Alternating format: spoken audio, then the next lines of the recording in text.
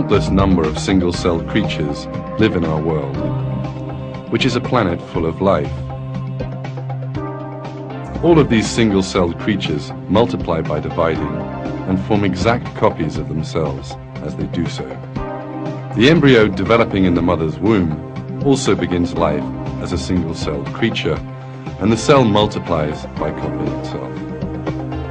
In this situation, unless there were a design, the cells of the unborn baby would all turn out to be the same, and what eventually would emerge would not be a human being, but a shapeless mass of organic matter. But nothing like that happens, because the cells are not unsupervised. A few weeks after the sperm and egg have come together, the cells start to differentiate, obeying a secret command which is apparently given to them. We are now witnessing this change, which is described as a miracle by all scientists. The unconscious cells have set about building the internal organs, skeleton and brain.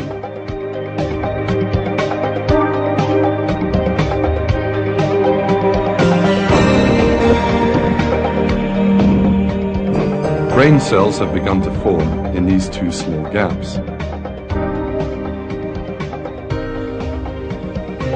This view you are now seeing, taken under an electron microscope, is the first development of the brain. Brain cells will multiply rapidly here, and as a result of this growth, the baby will possess some 10 billion brain cells. We are now seeing the formation of the brain cells. Every minute, 100,000 new cells are added to this collection. Each new cell that forms behaves as if it knows where it belongs, and which cells it has to make connections with. Each cell finds its own place. Out of an infinite number of possibilities, it joins only to the cell it needs to.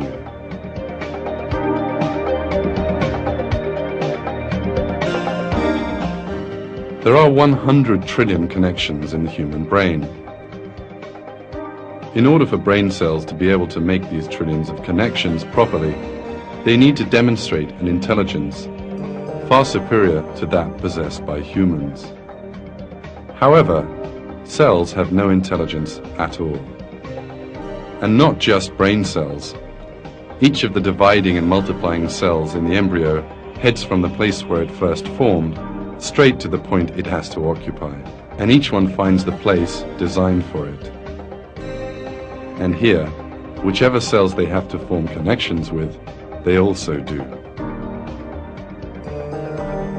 So who is it who makes these cells which have no awareness follow this intelligent plan?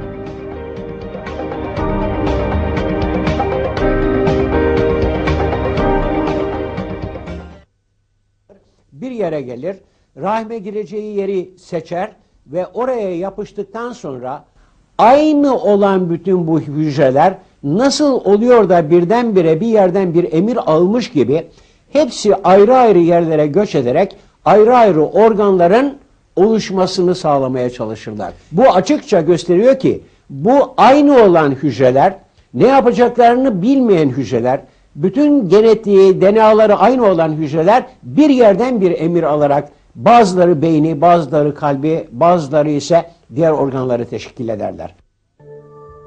Construction inside the mother's womb goes on unceasingly.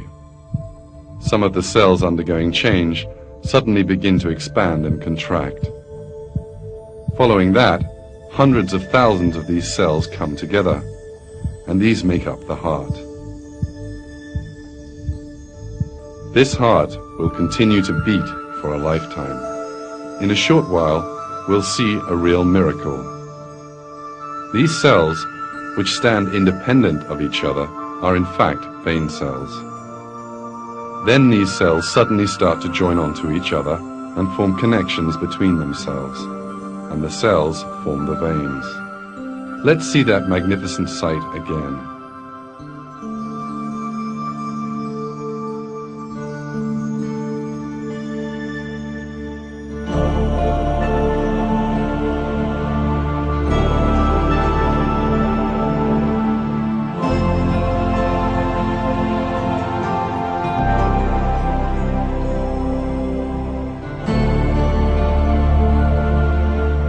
How have these cells learned that they have to form a vein, and how can they do it? That is one of the questions that science has not yet found an answer to. The vein cells eventually make a perfect tubing system with no cracks or holes in it. The internal surface of the veins are smooth, as if made by expert hands. This perfect vein system will soon begin to carry blood to every part of the baby's body. The length of the vein network is more than 40,000 kilometers. That is almost as long as the circumference of the Earth. Developments in the mother's womb go on non-stop. In the 5th week, the embryo's arms and legs become visible. This bump will later turn into an arm. Some cells will then begin to form into hands.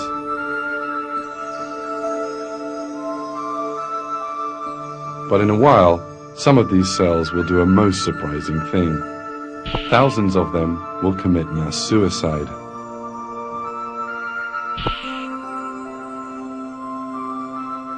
Why do these cells kill themselves?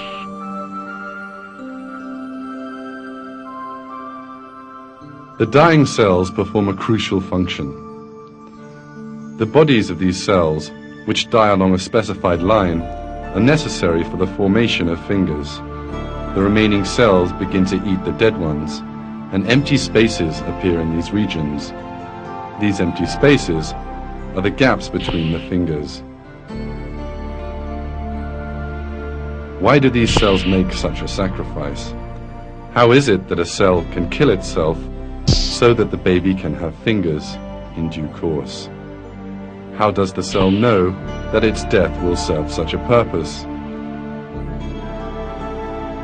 All this once again shows that all the cells which make up the human being are directed by God.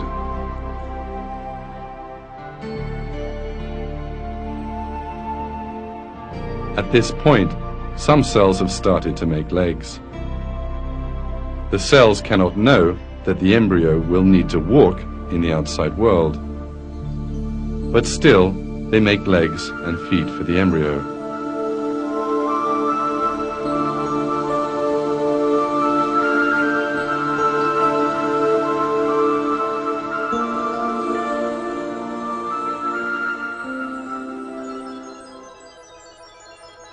You are now looking at the face of a 4-week-old human being.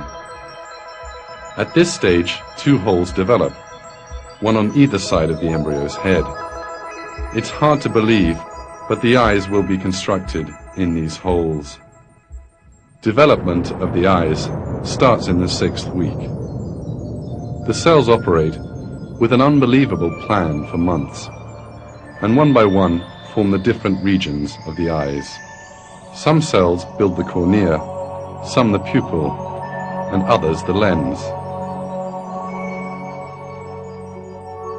Each cell stops when it reaches the limit of the region it has to build. And the eye, which consists of some 40 different components, is constructed flawlessly.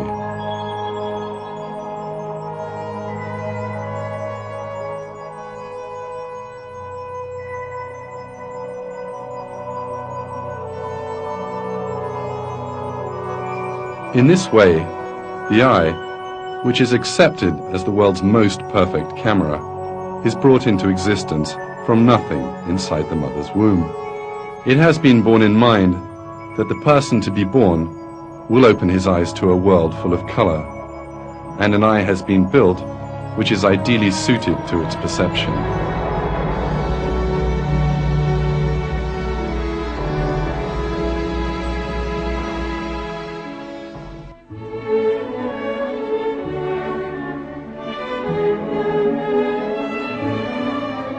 The sounds this as yet unborn person will hear and the music he will listen to have also been taken into consideration.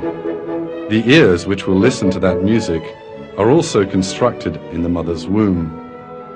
These cells make up the finest sound reception instrument in the world.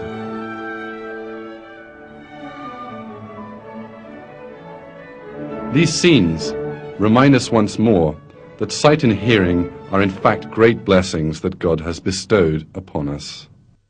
God puts it this way in the Quran. And God has brought you out from the wombs of your mothers while you know nothing. And He gave you learning, sight and hearts that you might give thanks.